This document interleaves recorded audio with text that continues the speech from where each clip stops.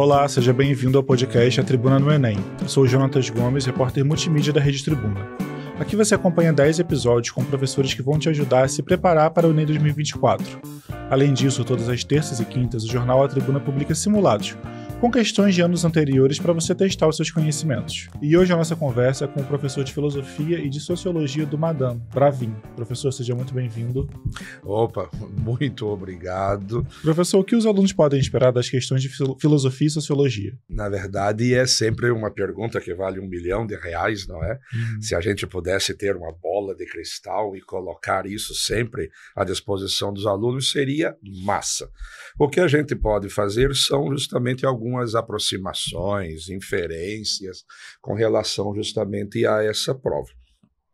Normalmente, nós temos assistido já numas 13 edições para cá, que é uma interdisciplinaridade muito interessante, ou seja, as questões de história, de geografia, elas têm se misturado bastante com os conteúdos de sociologia, tipo, por exemplo, o Brasil da década de 60, 70, e o contexto histórico, social e os movimentos sociais, por exemplo. Então, se cruzam constantemente esses conteúdos. Mesmo quando se fala de história do Brasil mais para trás, então nós temos também do período colonial, como na edição passada, me cai uma questão sobre as doenças que aconteciam no Brasil colonial e o papel do Estado, da ciência, do conhecimento no combate a essas doenças.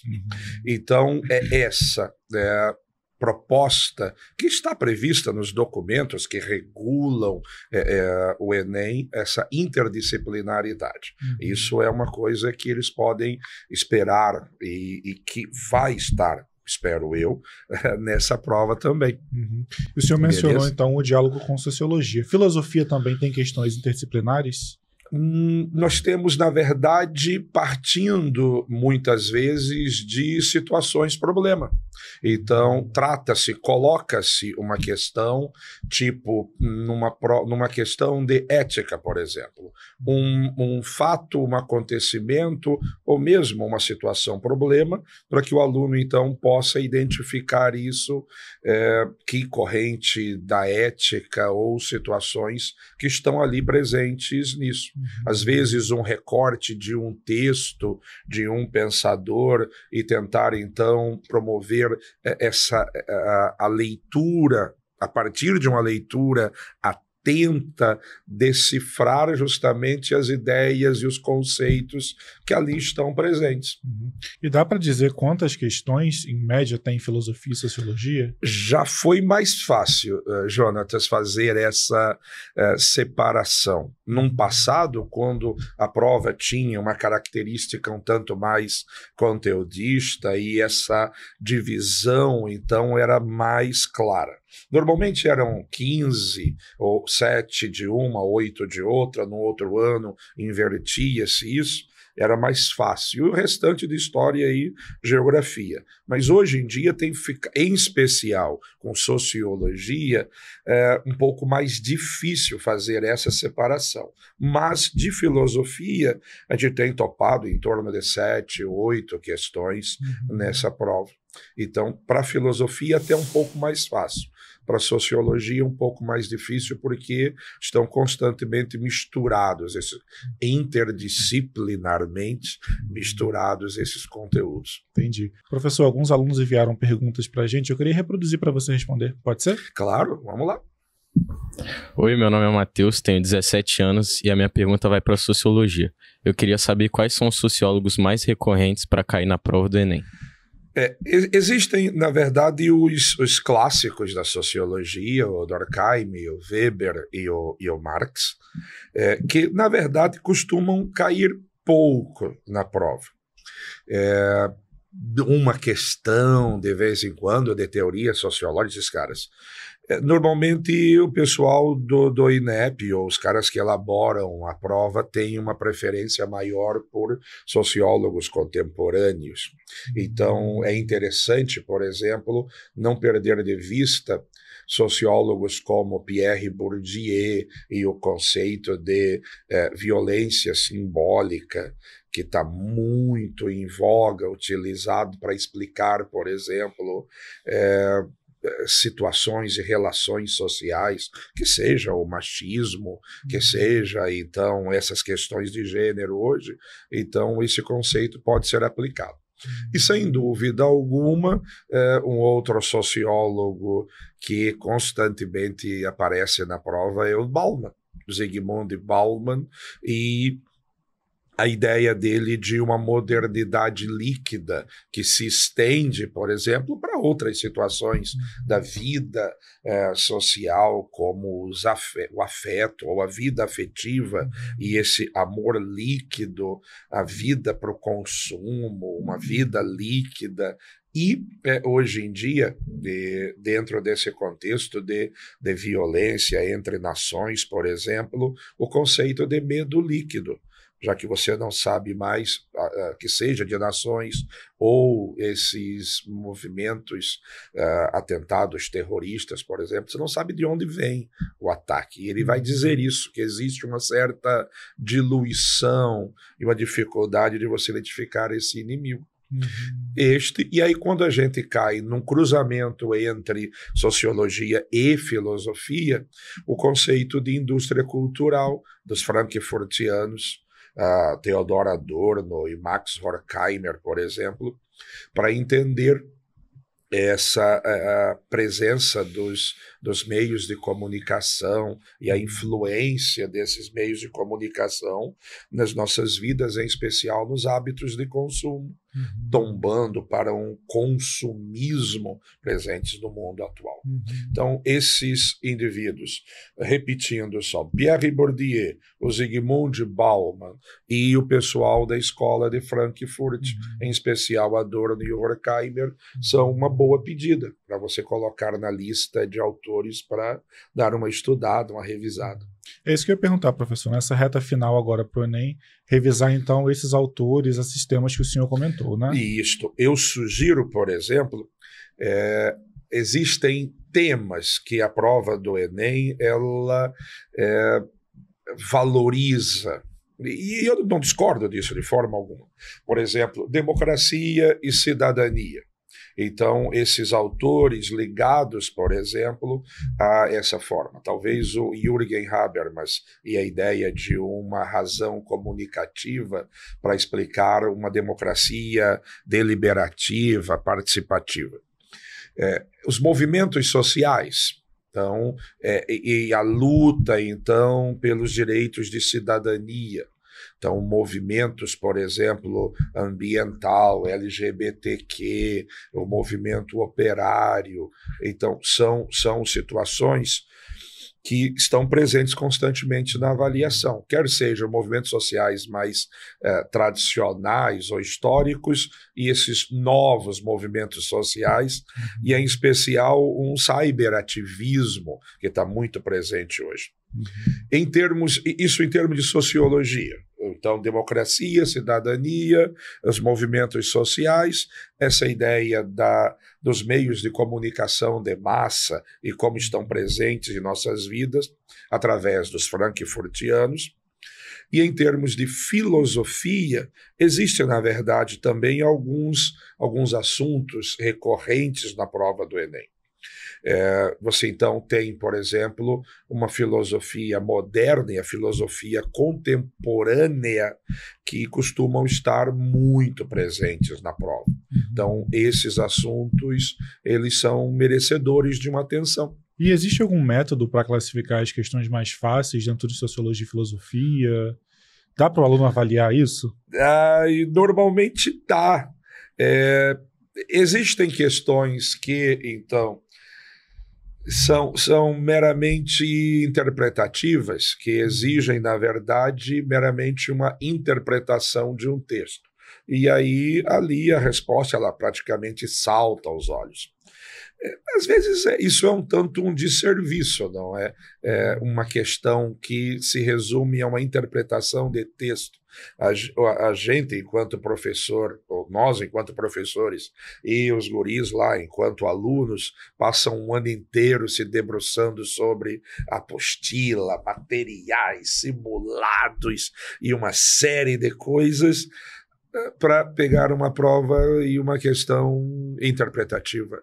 Um esforço hercúleo enorme para estudar 2000 e tantos anos de filosofia para pegar uma questão de interpretação. Então essas são realmente fáceis. As que exigem um conhecimento mais profundo, conceitual, então essas realmente apresentam-se com um grau de dificuldade maior na prova. Então dá para você fazer essa separação, sim.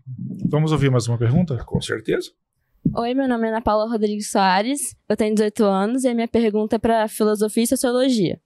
Quais teóricos e correntes filosóficas ou sociólogas você acha mais relevante para a revisão do Enem? Você já respondeu isso agora, né? E falamos, mas deixa eu só... Obrigado, Ana Paula. Deixa então eu só falar com relação, talvez, um pouco mais de filosofia. Nós falamos isso. A filosofia moderna e contemporânea. Então, existem, na verdade, alguns pensadores. O Maquiavel, por exemplo, e a concepção de Estado dele e a atuação do príncipe. Você pode pegar também, dentro dessa filosofia moderna, a questão da epistemologia. Nome bonito, não é? Epistemologia. Ou seja, a teoria do conhecimento. Então, verificar o que muda em relação à Idade Média para a Idade Moderna. Como que o homem produz, o ser humano produz conhecimento. Então, essas correntes mais clássicas, como o empirismo e o próprio racionalismo. Sem perder de vistas também a questão da ética. Por exemplo, a ética utilitarista do Jeremy Bentham e John Stuart Mill e a ética deontológica do Kant. Então, esses não tem como escapar. Transitando para um momento mais próximo da gente, o existencialismo de Jean-Paul Sartre e a concepção dele de ser humano, de papel da ética, de uma filosofia voltada para a ação. O Nietzsche, e apesar de aí voltarmos no século XIX, mas o Nietzsche e a ideia dele de destruição dos valores e a construção de algo novo para ser colocado no lugar. Então esses caras merecem uma atenção, essas correntes filosóficas também. E o que o senhor percebe que os alunos mais erram? Sem dúvida alguma, é a questão da linguagem.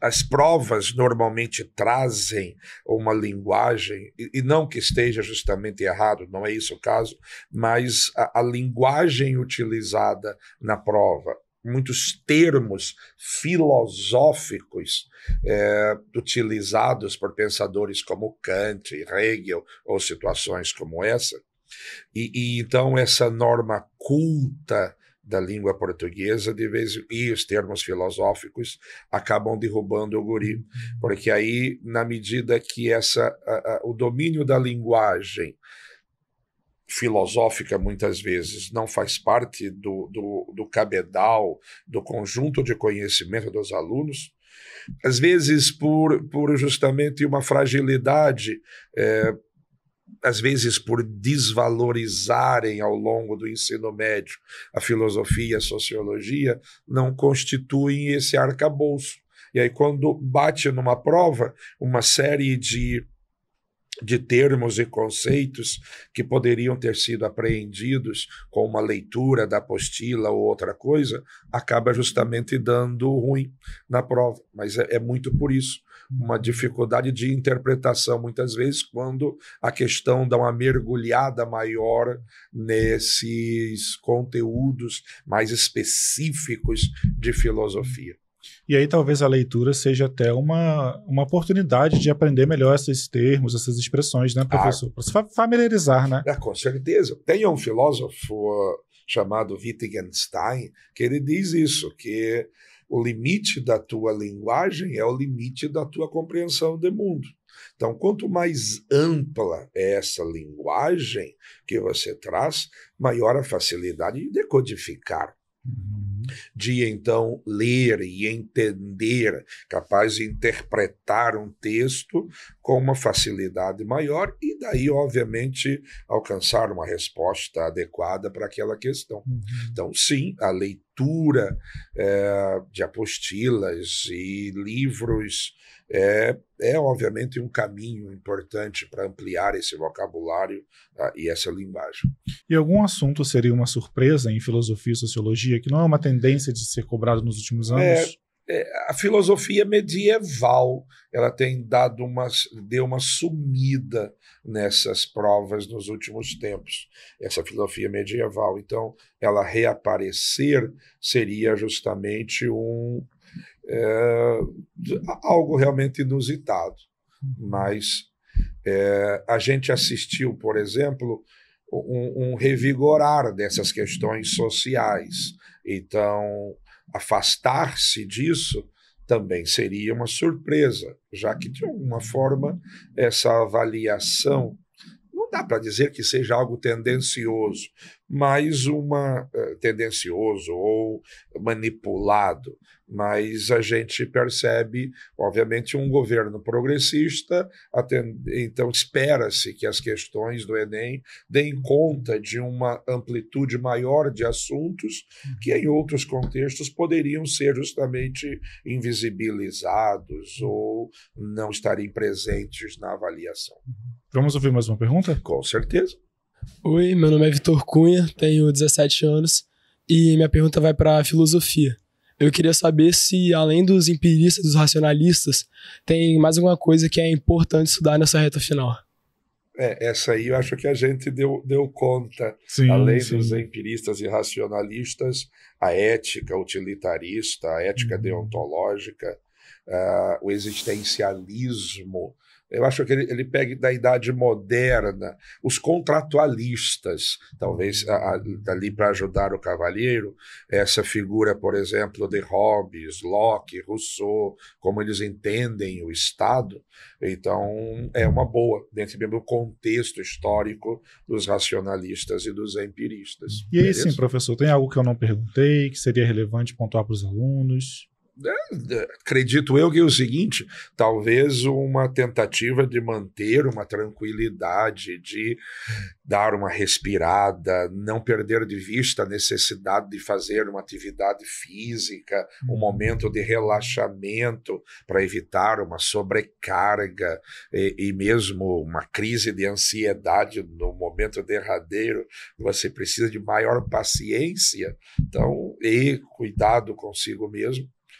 Não mais do que isso. E se não entender um termo de uma questão, não se desespera, respira, lê de novo, tenta entender pelo contexto, né? Isto. Dei uma olhada, por exemplo, na autoria. Muitas vezes, quando você, então, passa pelo texto e vai ali embaixo, na notinha, olhada ao autor, o filósofo em questão, talvez facilite justamente esse entendimento. E aí você consegue localizá-lo dentro de um contexto histórico e de um pensamento, e aí talvez facilite realmente isso. E no mais debruçar-se sobre questões e tirar suas dúvidas com o seu professor, que ele vai estar lá para ajudar naquilo que você precisar. Professor, obrigado pela participação. Nada, meu querido. Eu que agradeço a participação e precisando de alguma coisa, estamos à disposição. E esse foi o podcast A Tribuna no Enem. Essa entrevista você acompanha no Jornal A Tribuna, no portal Tribuna Online, no nosso canal no YouTube e nos principais tocadores de podcast.